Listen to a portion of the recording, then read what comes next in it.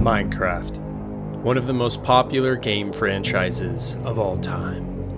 But what if I told you that a game about herding sheep and planting trees, about creating a whimsical adventure and enjoying the finer things in life, was hiding some of the most twisted, horrifying, and crazy secrets in all of gaming? That's just insanity. You see, true evil is invisible, inaccurate, and driven. It cannot be stopped.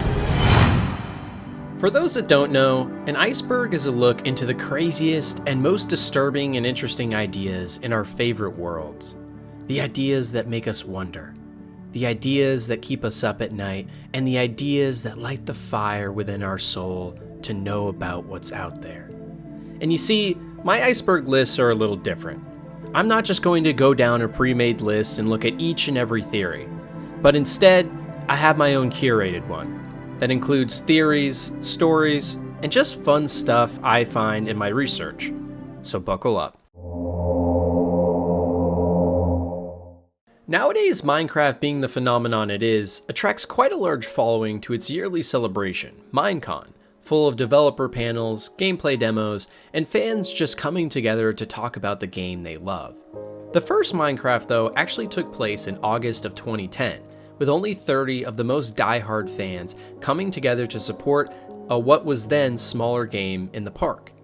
This fact hasn't sat right with some people, though, because there's a small portion of the player base online that swears they remember attending the first Minecon, not in 2010, but in 2008, only 1 year after the initial game's release, which at the time was called Cave Game. On some now deleted 4chan boards, there are multiple people speaking about this fabled event, and how apparently a large group of players all remember attending the first ever Minecon that never actually happened. This gets even creepier based on a video that was originally released around the same time, titled Minecon 2008, and this has only recently been re-uploaded, where we can hear deranged men on camera grunting and stumbling through a house littered with trash. So what exactly is everyone remembering? And what is this weird video that surfaced online that seems to have been about Minecon before Minecon was even a real thing? A mystery we may never know. The Creeper is one of, if not the most iconic Minecraft creatures in the entire game, and for good reason. Many players who originally got into the game fondly remember the first time that a creeper ever charged them in the middle of the night and blew up their entire house. But most players don't actually know the backstory of how these monstrosities were originally developed. You see, back in 2009, the creator of Minecraft, Notch, was chatting with some fans online and sent an interesting message talking about how he had failed at trying to make a pig model for the game and wanted to show everyone how funny it was. He attached a hyperlink that took the fans to this image, which showed the now famous creeper silhouette, but completely grayed out. Notch noted on the same message board that he thought the figure was really creepy, and he would save it for an enemy in the game in the future. And well, we all know what enemy that eventually became. Minecraft has had many moments that transcend the game itself, but one of the most famous and recognizable of these has to be the renowned dedicated wham moment. You see, at Minecon 2013, during one of the panels with Mojang developers, an adorable young chap named SuperKai64 created this meme. I was wondering, what's the recommended amount of dedicated wham I should have to a server? But this is where the story starts to take a dark turn that many people don't know about. You see, after Minecon that year, some investigators in the community tried to find SuperKai64 in-game, and some eventually intuitive players were even able to find his Minecraft account. To no surprise, SuperKai had actually set up some Minecraft servers after Minecon, but strangely, one was named demon_666_project_start. After digging into the server more, it was discovered that SuperKai's parents were actually behind its creation, and the weird name had a haunting explanation. You see, the kids' parents were actually discovered to be demonic worshippers, indicted in a human sacrifice case in Wyoming, that same year of that Minecon meme moment. The server was being used to lure in unsuspecting victims, I'm just kidding. I'm just messing with you guys. All right, all the ones after this will be real. Most people that play Minecraft will simply build a few structures and move on. For the most brave, though, they will eventually learn to vanquish the Ender Dragon and claim victory over the entire world. And for an even more prestigious few, they will actually sit through and read all of the end credits after they do so. They are rewarded with one of the most interesting and thought-provoking endings to a game of all time, especially for such an innocent one like Minecraft. The ending places the player in the presence of two gods, who refer to you just beating Minecraft as the short dream, and your entire life as the long dream. And as their talking goes on for just about 10 minutes, they tell the story of players who created worlds of comfort and worlds of pain. But in all of these worlds, the players learned about the universe and its meaning, but still did not see the truth. And so the gods exclaim, "I will tell the player a story, but not the truth, no, a story that contains the truth safely and in a cage of words." In paragraphs and paragraphs of babble, these gods explain how the player felt in those moments of fear, running from creatures, in those moments of happiness crafting for the first time, and those moments of dread knowing the journey was coming to an end. Their words embrace the very soul of what it means to be human, to conquer adversity, and to suffer many hardships. At one point, they even note, "But there are times it is sad, in the long dream. It creates worlds that have no summer, and it shivers under a black sun, and it takes its sad creation for reality. To cure it of its sorrow, would it otherwise destroy it? The sorrow part is part of its own private task. We cannot interfere." This ending poem to Minecraft shows that the very hardships and struggle that damn us all in our own world are the same things that make it so beautiful, and that just like the game that you have finally conquered through adversity, you too can do so in your long dream, your real life, to find the real meaning of life. The poem's final line is, "You are the player. Wake up." And I think this is the gods telling us that there's more to life than what we currently see. That just as we broke free from the shackles of Minecraft by slaying the Ender Dragon, we too can break from the shackles that bind us to our dread and failure in the real world too. A heartwarming message for such a simple game to end on, and it becomes even more inspiring with the very last quote we are left with at the end of the 30-minute credit scene. 20 years from now, you will be more disappointed by the things that you didn't do than by the ones that you did do. So throw off the bow lines, sail away from the safe harbor, catch the trade winds in your sails, explore, dream, discover. In many ways, Minecraft is a game that teaches us the most important lesson of all: to dream big, to face adversity head on, and to create the world in which we want to live in, just like you did in game. In February of 2020, the official Minecraft YouTube account released a video called "The End, the 10 Things You Probably Didn't Know About Minecraft." It's a pretty jovial and joke-heavy video, but also includes some real backstory on the game's development and why certain decisions were made, including the Nether originally being a skybox that was changed because it tanked the game's performance. One moment in the video stands out in particular though, and it's not clear whether it's a complete joke or it has a bit of truth to it. On number 7 on the list, our somewhat annoying host quickly remarks about how the blocks we have been mining the entire time are actually feeling pain when we do so. Did you know that all the blocks in the end feel pain? Here, let's turn up the sound a bit. Could it be that the blocks of Minecraft actually have some sort of lower intelligence that allows them to receive and feel pain? This would imply that what is on the surface a laid-back adventure is actually a look into a murderous block serial killer who is decimating everything in their wake. Or it's just a joke, but that's no fun. Back in March of 2010, right before the upcoming Minecraft April Fool's event that year, Notch put out a tweet that mentioned he had to cancel that year's event, as he was currently in the middle of moving to a new place. The only clue he gave us about what the April Fool's announcement would have been is it was supposed to be Minecraft in 4D, and it made a lot of fans in the community wonder what that would have actually been. Was Minecraft going to get a joke fractal announcement that ended up being created by players years later anyways? Or was there a funny video planned including Notch that now will forever be lost with time? Either way, Minecraft in 4D is now a look back to a simpler time, when Notch only had 5 likes on a tweet. Even the mere mention of the name Herobrine will send shivers down the spines of many veteran Minecraft players, and the story itself dates back to when many people were actually first getting into the game. You see, the original known reference to this mysterious character comes all the way back in August of 2010, where a Minecraft forum post was made just after patch 1.0.16. In this post, a player mentions that he has been trying to make a post on the forums about a weird entity they saw in game, but that every time he made the post, it got taken down immediately. Following this strange incident, the user received a private DM from another unknown user named Herobrine, simply stating the words, "Stop." After doing a little digging, they were able to discover that the username actually belonged to a Swedish developer, and not just any developer, but the brother of Notch himself, creator of Minecraft. And things only got crazier from here. After emailing Notch to confirm if he did in fact have a brother in Sweden, Notch wrote back that he did, but that his Swedish brother had died months ago.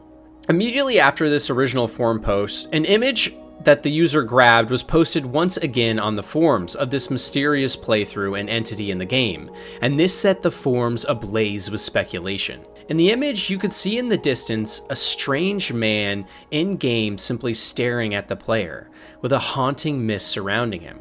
Soon multiple streamers, most notably Copeland and Patamus, had found this weird monster Herobrine in-game, with some clips going viral of the mysterious man appearing in-game only for their live streams to cut out and end on the same day.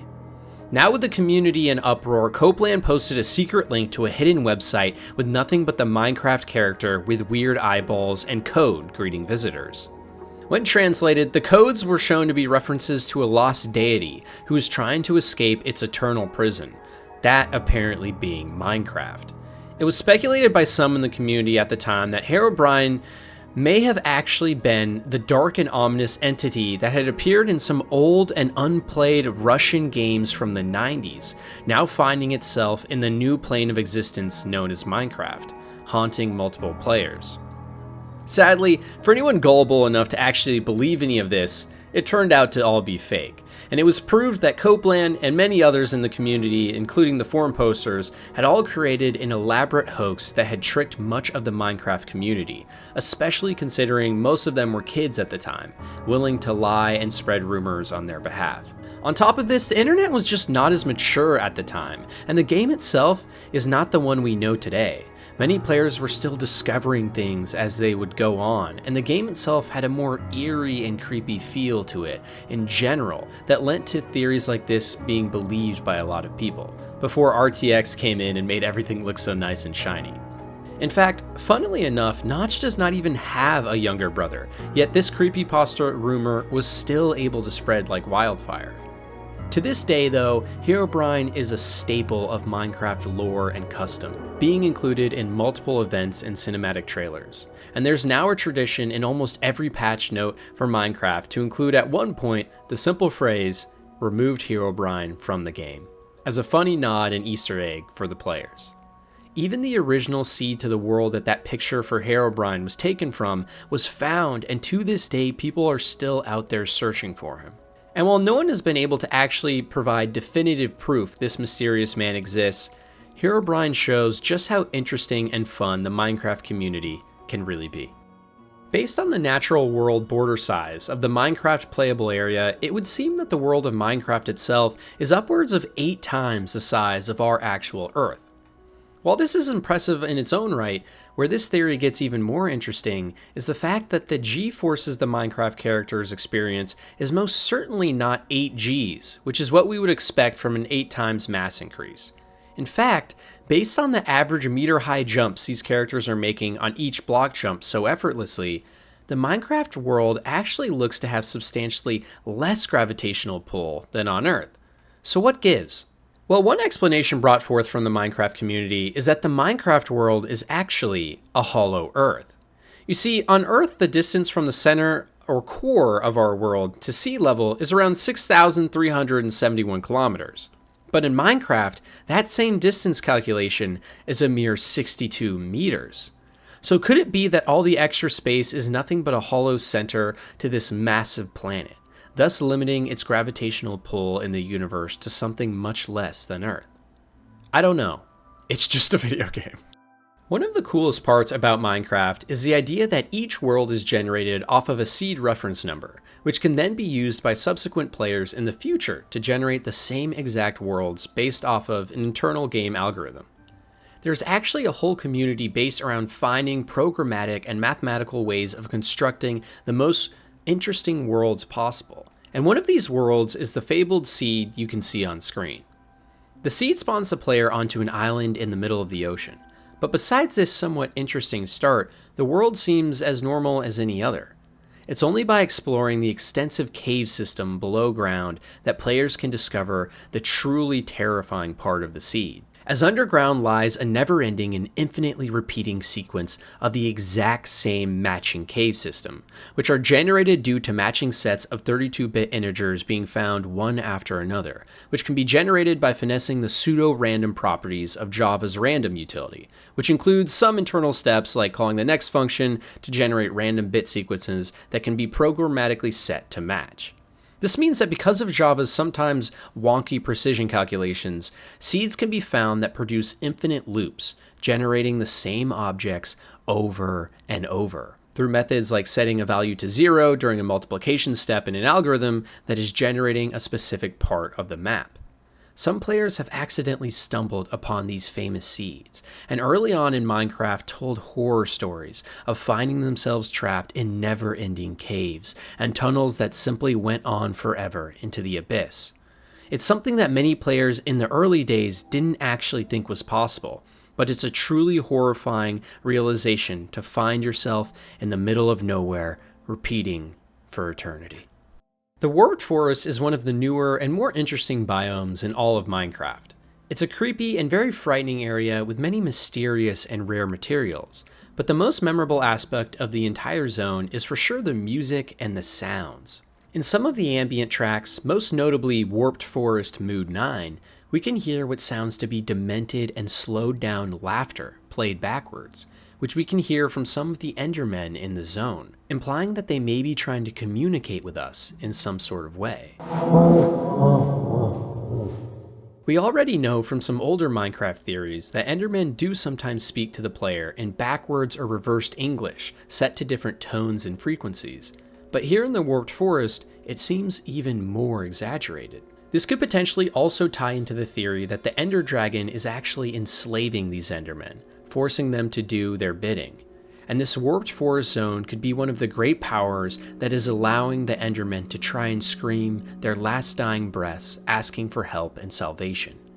Could it be that the Endermen of Minecraft are actually enslaved soldiers begging for help? And regardless, just what exactly is going on in this mysterious Minecraft zone? The secrets are still being discovered to this day.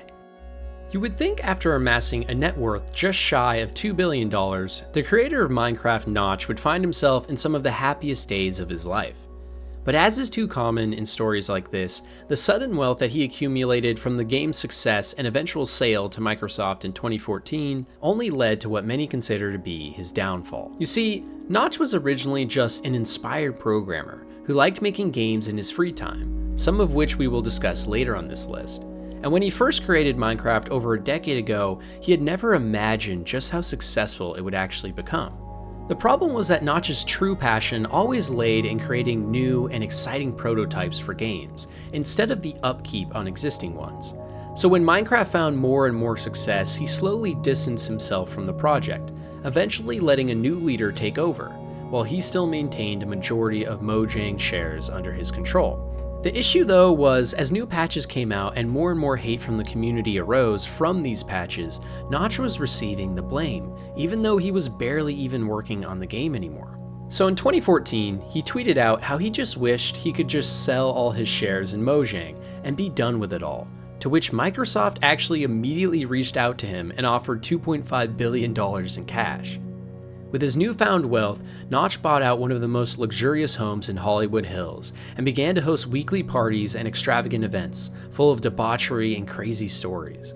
And they were also frequented by many celebrities and famous YouTubers at the time. But with all this new free time and nothing to actually work for anymore, Notch slumped into a Great Depression, putting out many tweets in his darkest times about how life was meaningless now with so much money, and that no one could truly like him for him, but only the money and things he provided. And this eventually led to his divorce with his wife, after which he recently has seemed to have finally gotten better. It's a sad tale of just how dangerous money can really be if you get too much of it, and shows that even with all the money in the world, sometimes the true key to happiness is just working on what you truly love and creating things that light the imaginations of others, rather than partying yourself into week-long hangovers. One weird oddity in Minecraft is the fact that by placing pumpkins on the heads of snow and iron golems, they immediately come to life right in front of players' eyes. This has led many in the community to believe that pumpkins are actually imbued with souls in the Minecraft universe, and have the ability to bring non-living creatures to life through the transferring of soul energy. On top of this, we now know that prior to patch 1.13, all naturally spawning pumpkins in-game had faces already pre-carved into them, without the player already interacting with them, which further suggests that Minecraft pumpkins may actually be holding onto something extra. A creepy revelation, for sure. The Minecraft Wither is a partially secret boss that players are able to summon by putting 3 Wither skeleton heads on top of a T-shape of sand blocks. After being summoned, the Wither flies into the air and starts to wreak havoc, shooting Wither skulls at nearby enemies, including the player, leaving death and destruction in its wake. It's an actually difficult boss, at least if you suck at Minecraft like me, and the strangest thing about it is we actually originally got reference to its summoning in a Minecraft painting in-game.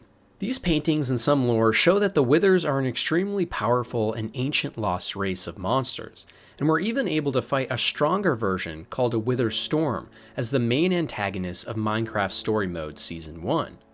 But this led many players to wonder if the original Withers that we can summon in-game are actually not the true form. It would explain why this Wither Storm is so much more powerful, and potentially lends credence to the idea that we have not actually discovered how to summon a perfect Wither yet, one that would be so powerful we'd have no chance to kill it, kind of like how they're actually explained in the lore.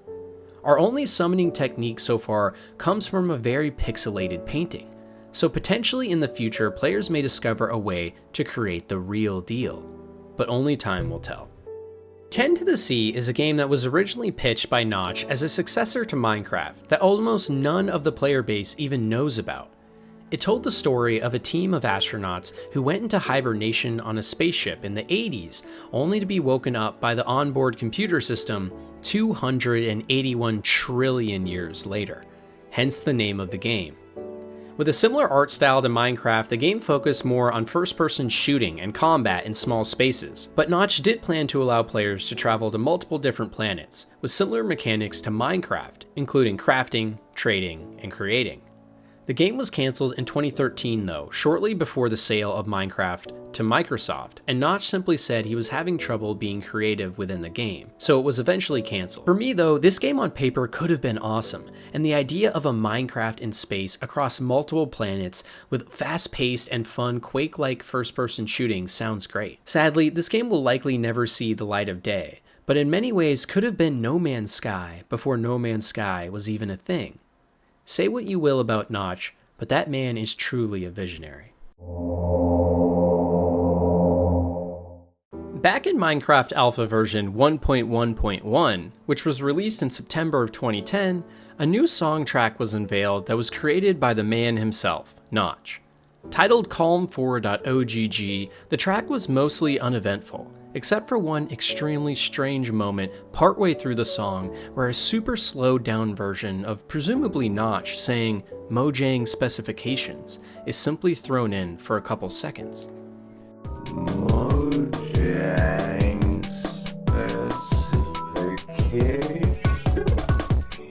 In subsequent patches, this song was removed, and with the introduction of the Minecraft launcher in version 1.6.1, the ability to play this old track was actually blocked, since the music extraction method in-game had changed. The creepiest part about this whole ordeal, though, was that there never was any explanation. It simply left some players horrified after hearing this weird slowed down slang randomly while in caves in the game. However, in February of 2020, long after the track's initial release, Notch released this same Calm 4 track on his personal SoundCloud, but this time titling it Magnetic Circuit. For those that don't know, a magnetic circuit is a closed path that confines a magnetic field of flux within it, which is used in many devices like electronic motors and generators, similar to how electric circuits do the same thing for channeling electrons, only now by aligning molecular poles and with no flow.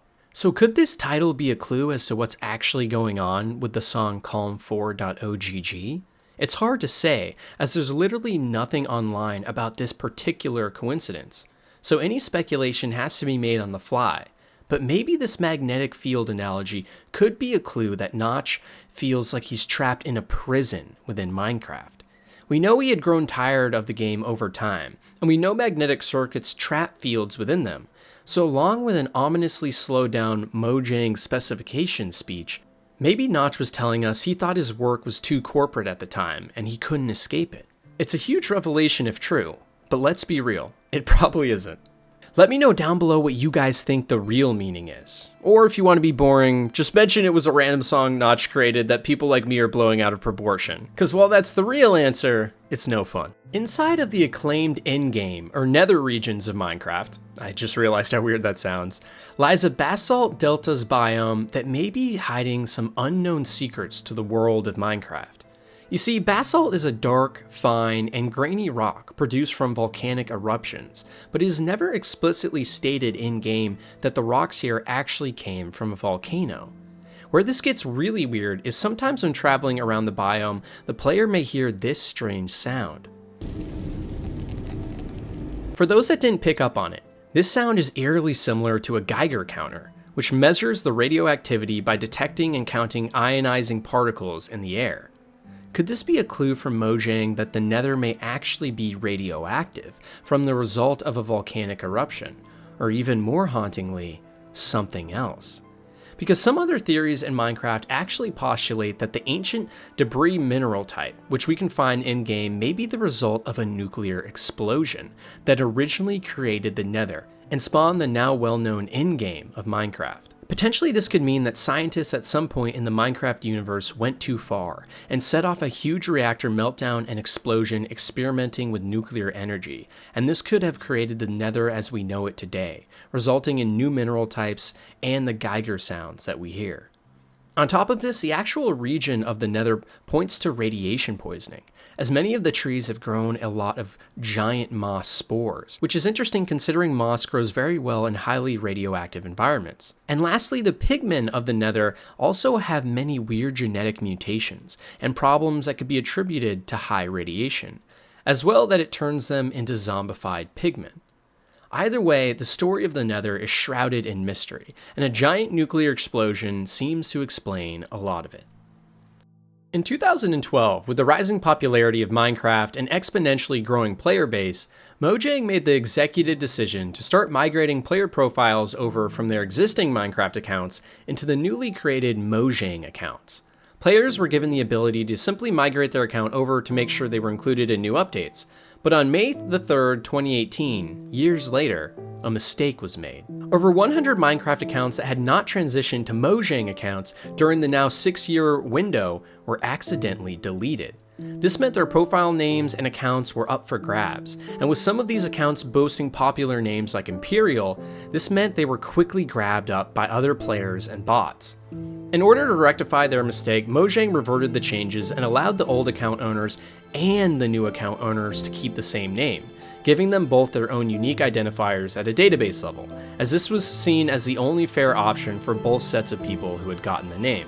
Some of these accounts to this day are the most rare and coveted in all of Minecraft. But where this gets even more perplexing though, is that one account specifically, named Dakwa, actually had 74 references in NameMC, a Minecraft name database, not just 2.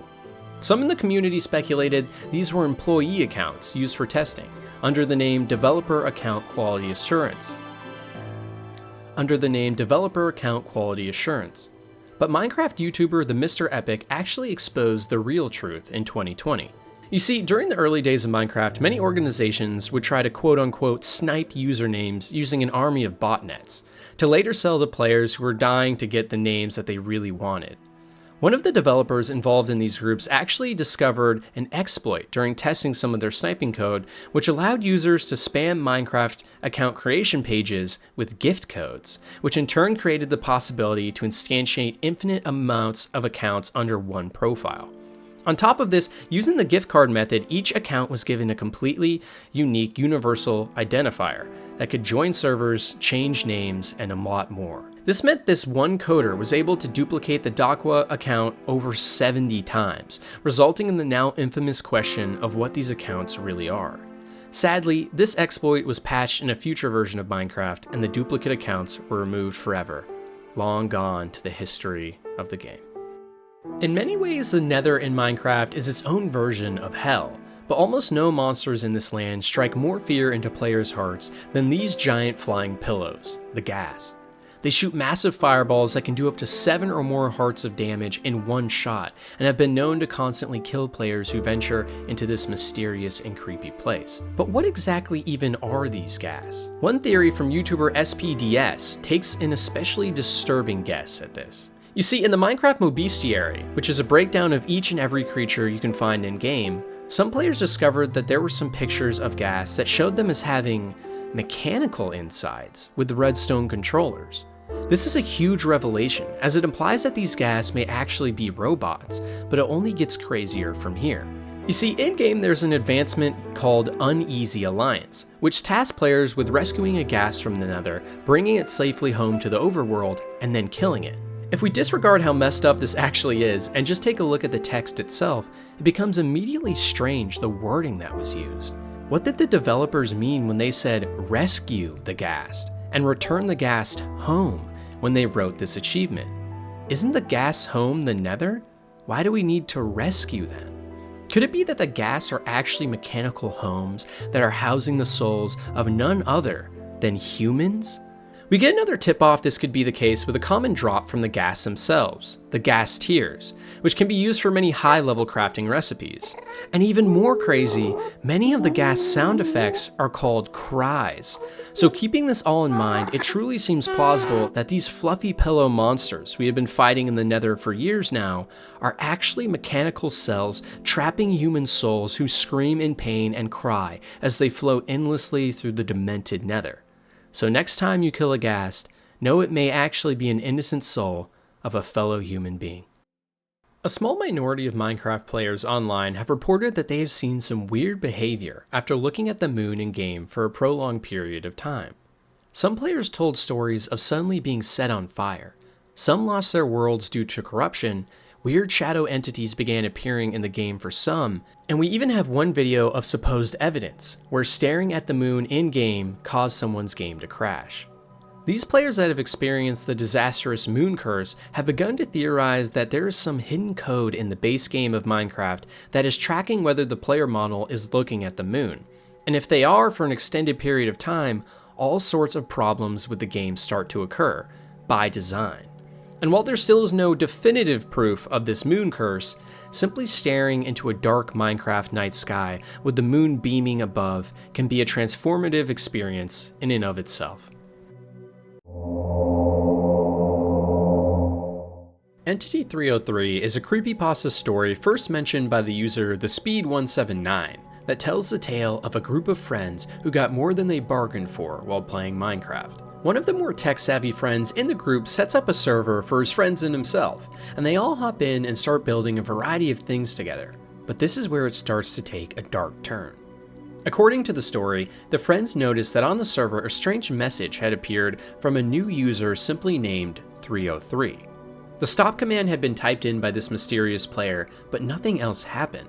Some of the friends in the group began to freak out and became concerned, but after double and triple checking, they were able to confirm that there was in fact no one else on the server, and that it had probably just been a glitch.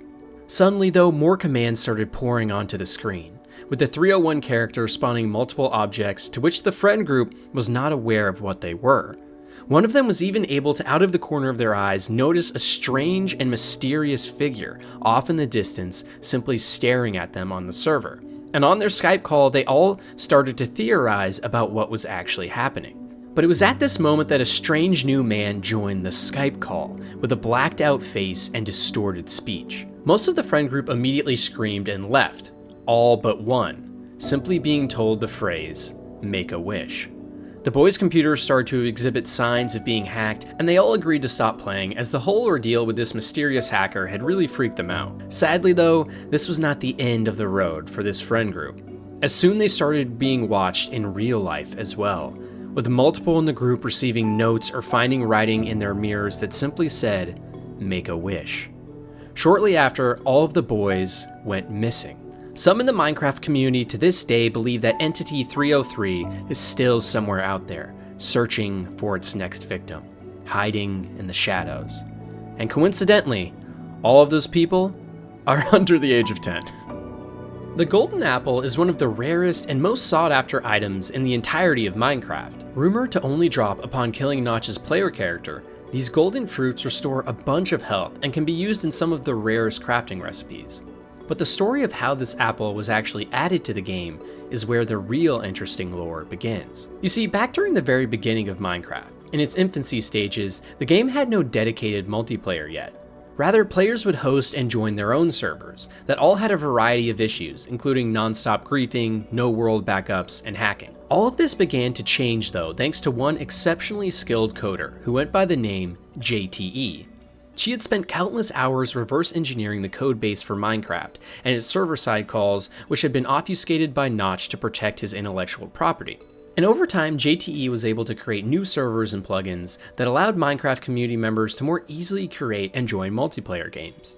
These servers included things like automatic backups, name color changes, and JTE even created her very own Spleef server, which was a popular Minecraft minigame to play with friends at the time.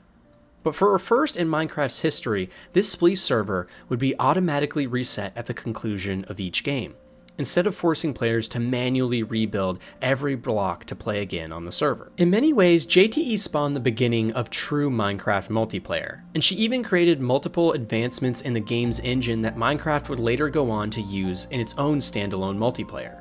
However, you may be wondering why almost no one in the community talks about JTE anymore.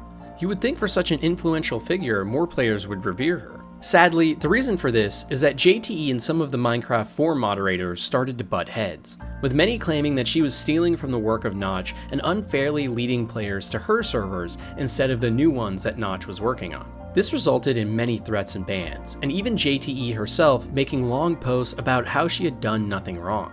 Most of the community did back her, but also some felt she was wrong at the same time. This eventually pushed JTE to stop working on her updates, even though Notch himself was a fan. Where the golden apples come into play though, is after JTE did stop working on her server-side code, she still had not lost her love for the game, and created a website that would show players crafting recipes for the new crafting feature that was just being added into the game. Another idea that she came up with before Notch, adding crafting books into the game only later after this website was up. And as a joke on the website, JTE said to find apples, an item that was recently removed from the game, you had to kill Notch himself. And that to make a golden apple, all you had to do was surround that apple with 8 gold ingots. These were two obvious jokes, but as a token of his appreciation, Notch did in fact, in a future patch, add both of these features to the game. And this resulted in the golden apples being some of the most rare and sought after items in the entire game, spawning entire series where big influencers in the Minecraft community would hunt for their very own golden apple. In 2018, Microsoft hosted the Marlowe event, otherwise known as Multi-Agent Reinforcement Learning in Minecraft. The goal was for participants to create rudimentary artificial intelligence that could do small tasks in Minecraft like crafting items, killing sheep, etc., etc. And while the event itself was somewhat of a success, nothing truly big came out of it, besides one coder who created an army of AI to chase chickens. Some in the Minecraft community believe that something much crazier occurred at this event though. You see, what originally was talked about a lot by Microsoft turned out to be a pretty low-key thing, and it wasn't talked about much at all after the fact. Almost like they were hiding something.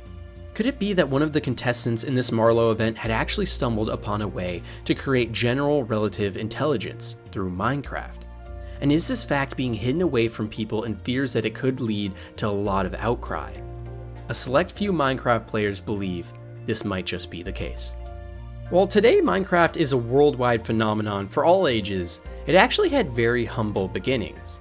Notch was doing a programming contest where he quickly coded up what he called at the time Cave Game, which was the early predecessor for what would eventually become Minecraft. The weird thing though is, it can sometimes be hard to actually find videos of the game during this time, as the pre-classic Minecraft videos are all censored on Notch's channel. There's no clear explanation as to why this is the case, and there's been no official definitive word on what's happening here. Some have begun to speculate that these videos may actually be hiding a dark secret from the game's past that Microsoft and Mojang don't want to get out, hence why so many cave game videos have been censored. Could it be that the game that originally spawned Minecraft has a heinous secret no one knows about? There's some rumors that even mafia and gang ties were found to this original cave game at its Ludum Dare competition. Either way, it's weird to think that Minecraft started from just this. SCP is an online fan site where thousands of people come together to write fictional stories about an organization known as SCP, or Secure, Control, Protect. They find many strange artifacts and paranormal occurrences around the world and study them to make sure they keep our world safe from monsters and more. In fact, this fan site has gotten so popular that some games like Control from Remedy even base themselves off of some of the stories written by fans. In Minecraft's case though, the most famous of these SCP stories is World Destroyer SCP codename 4335. This entity has somehow found itself trapped in Minecraft and was discovered as far back as 2010. It has a similar model to the player character, but boasts 4 large purple tentacles as well, and glowing yellow eyes. For over a decade now, Task Force Edna 84 has kept this monster in containment by constructing fortifications on the server the monster is on and constantly feeding it pig sacrifices and rare blocks inside of a containment facility using the most rare materials in all of Minecraft. Whenever a server containing SCP-4335 is turned off, it simply vanishes and reappears on another server, this time even more angry. So Edna84 works to figure out how to stop this monstrosity. This is only complicated by the fact that SCP-4335 has the ability to telepathically control those playing on the server. Jesus Christ. And this is known to crash computers even attempting to do so. In fact, upon first contact with this entity, Edna84 scientist Richard Dunchamp made the mistake of looking directly in its eyes, which caused him to hallucinate his keyboard melting away. Over time, it was discovered that this creature had meant to teleport into our world, but by accident landed into the Minecraft universe instead, and thus to this day still haunts the world of Minecraft one server at a time, always with Edna84 on its back. This story gets even more crazy when we consider the fact that Herobrine, Minecraft's most well-known monster who we already spoke about, may actually have been created in order to stop SCP-4335, and that we simply have seen Herobrine in our games on his journey to track down this monster. In fact, some fans have even speculated that SCP-4335 and its energy may have been the birthplace of the Endermen as well. This is what happens when you don't have enough lore in the base game, Mojang. And the last item on my list today is perhaps the biggest mystery of all. Not a creepypasta about a dark and strange figure, and not a theory about the game itself, but rather a look into how one man lied his way to the top, and took over an entire game through deception and a refusal to take responsibility, all resulting in nothing but fame, money, and clout in the end, with no repercussions. That man I am talking about is Dream, and for even people outside of the Minecraft sphere, they know who that is. The guy who gained over 15 million subs back in 2020 and was on top of the world, the breakout star of YouTube, playing with the likes of Mr. Beast and other celebrities. But Dream's path to stardom is paved in blood, as the thing that originally made him so popular in the first place in the Minecraft community, that being speedrunning, was exactly where his lies began. You see, Dream was popular for a specific type of speedrunning he did called any% random seed glitchless, which meant he had to do a speedrun through to the end of the game and roll credits as quickly as possible on a completely new map he had never seen before, every time, and without any glitches to help him. The best way to do this was to find and kill the Ender Dragon, which required building an Ender Portal, which itself required obtaining an item in-game called an Ender Pearl. These pearls are a crucial get for any speedrunner, but the issue is they're really hard to come by naturally. The statistically best way to do this though is bartering with piglins in the Nether and hoping that they give you an Ender Pearl in return. But even this only gives you a small chance of a pearl drop, 2.18% for a 2 to 4 pearl drop per gold bar traded to a piglin, to be specific. The issue with Dream's speedruns was people started to notice that his Ender Pearl drop rates were ridiculously high, which obviously led to him being able to make new speedrunning records within the community. In fact, in one of his runs on a set of 262 trades, Dream received 42 Ender Pearls back, which is much higher than the statistically suspected 12. The chances of this drop rate actually naturally occurring are literally 0.0000804%. And even worse, it was discovered that his Blaze Rod drop chances when calculated also only had a 0.00000000472% chance of occurring naturally. After being accused of cheating though, Dream responded with a multiple-page document, professing his innocence and just the great luck he had had. But days later, Minecraft moderators for the speedrunning community unveiled a 29-page document that went into the math behind Dream's runs and showed unequivocally his extremely high degree of quote-unquote luck made no sense. That didn't stop Dream though, as after this he hired a previous Harvard astrophysicist and now practicing professor to help produce a 10-page report and 20-minute video defending his runs.